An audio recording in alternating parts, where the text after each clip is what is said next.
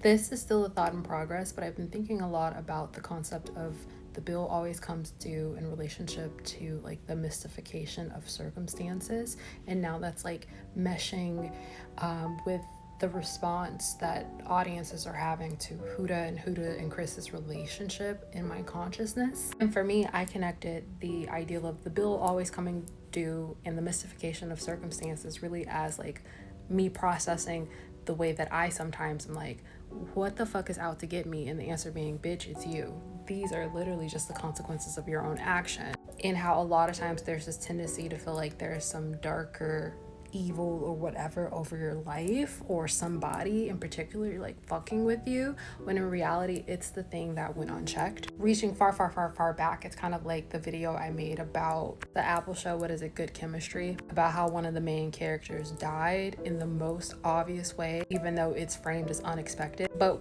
we see throughout the entire series that like he's constantly taking an action that could become adverse in a very ordinary way until one day it does take his life. This is the concept of like, we fear the big disaster, the car crash, the plane crash or whatever, but we don't fear like the high salt diet. The bill always comes due. And now with everybody looking for a villain, being like, oh no, Kudo wasn't the villain, it was Chris. He's an avoidant and she's still anxious. Even if Chris is avoidant, she's still anxious. There's likely no relationship that she could enter without the results being similar. We always want it to be someone else's fault, and why shouldn't we? We made it this far with no issue, but it's like, did you make it this far with no issue, or is the bill just not due yet? And that's just what's rolling around in my consciousness today.